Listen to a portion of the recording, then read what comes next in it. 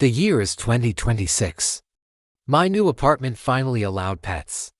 After months of searching, I found him. A little golden retriever puppy I named Comet. The adoption center handed me the leash, a bag of food, and a pamphlet titled The Modern Pet Parent. I tossed it on the passenger seat, thinking, how hard could this be? I'd had dogs growing up. I knew what I was doing. That was my first mistake. Comet was perfect, mostly. He chewed on my new sneakers, had a few accidents on the rug, and barked at squirrels a little too loudly. Standard puppy stuff. The first week was a whirlwind of walks, cuddles, and trying to figure out his favorite toy. He was my shadow, my furry little sidekick. But then, the notices started appearing on our community app. Friendly reminder, all pets must be on a leash in common areas.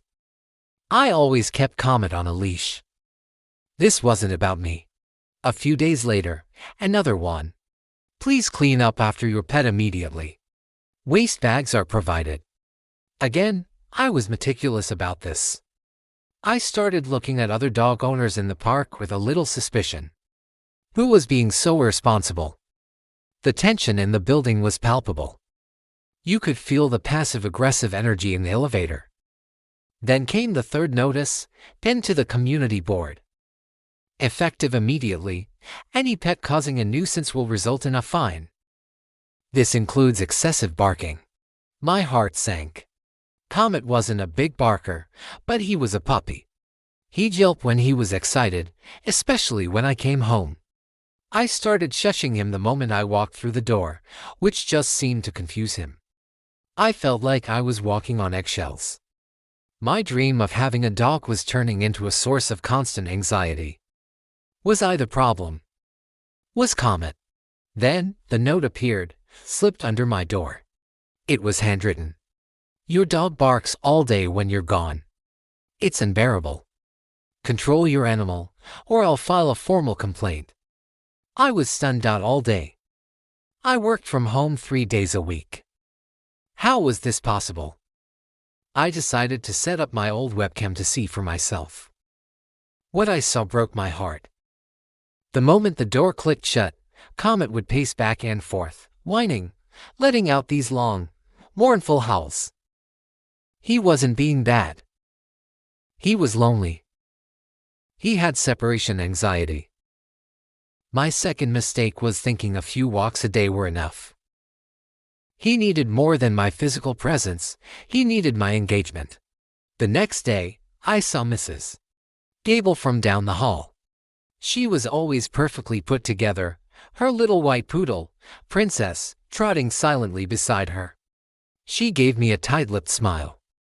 Lovely day, she said, her eyes flicking towards my door. Was she the one who left the note? I felt a flash of anger. But then I looked at Princess, who looked bored. Utterly, profoundly bored. I decided to change my approach. I spent my lunch breaks playing intense games of fetch with Comet in the living room. I bought puzzle feeders to keep his mind busy. I even started leaving a special playlist of calming dog music on when I had to leave. The change was almost immediate. He was calmer, happier. My webcam showed him mostly napping while I was gone, only occasionally getting up to chew on his favorite toy. My third mistake had been underestimating his need for mental stimulation. A week later, I was throwing a ball for Comet in the designated pet area when a guy named Leo came over with his boisterous beagle, Rusty. Hey, he said, I got one of those notes too. About the barking. I was surprised. Rusty was always so quiet. Leo laughed. Yeah, I set up a camera. Turns out, he just sleeps. I think someone in this building just doesn't like dogs. We started talking. Leo mentioned he was struggling to find good training classes. Everything's online now, but it's not the same, he said. I told him I'd been using an app that analyzed Comet's diet and suggested supplements. It's crazy, right? I said. I thought I just needed to buy the premium food, but the app said he needed more omega-3 salve for his coat. That was my fourth mistake, thinking expensive food automatically meant it was the right food. The next day, a building-wide email went out. Final warning, uncontrolled pets. It detailed a new 3 strikes policy that could lead to eviction. Panic set in. Later that evening, I ran into another neighbor, Sarah, near the mailboxes. She looked exhausted. Her cat, Midnight, had recently been diagnosed with a kidney issue. The vet gave me all this medication, she sighed, but he just won't take it.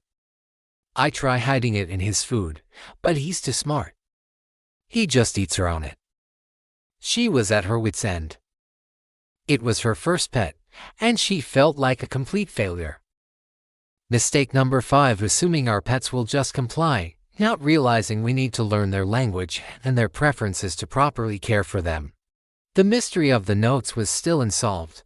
Leo and I started comparing notes. Literally, the handwriting was identical.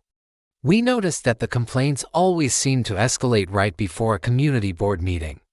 It was all starting to feel less like a disgruntled neighbor and more like a coordinated campaign. The final piece of the puzzle clicked into place during the next meeting. Mer. Henderson, the board president, stood up. As you all know, he began, we've had numerous complaints regarding pets. It seems our trial period has been a failure. Therefore, I propose we revert to our previous no pets policy, effective next month. A wave of murmurs went through the room. Mrs. Gable, the owner of the poodle, stood up, her face pale. Wait, she said, her voice trembling. That's not fair. I wrote the notes. The room fell silent. She looked around, her eyes landing on me, then Leo. I didn't mean I just. My princess died 2 months ago. She was 15. The quiet in my apartment was deafening. Every time I heard a happy puppy bark, it felt like a knife twisting. I thought if I could just make it stop. I thought if everyone was as miserable as I was, it wouldn't hurt so much. She started to cry. I was just so lonely.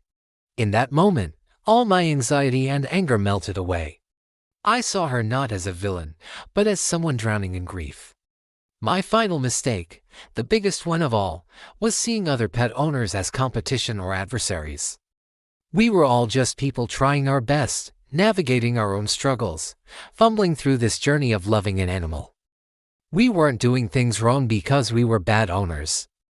We were doing them wrong because we were trying to do it all alone. That day, we didn't lose our right to have pets. Instead, we started a community pet support group.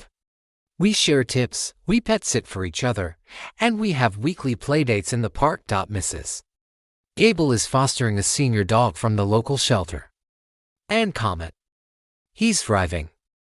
I learned that being a good pet owner in 2026 isn't about having all the answers. It's about building a community, asking for help, and remembering that behind every leash is a person with their own story. Thanks for watching.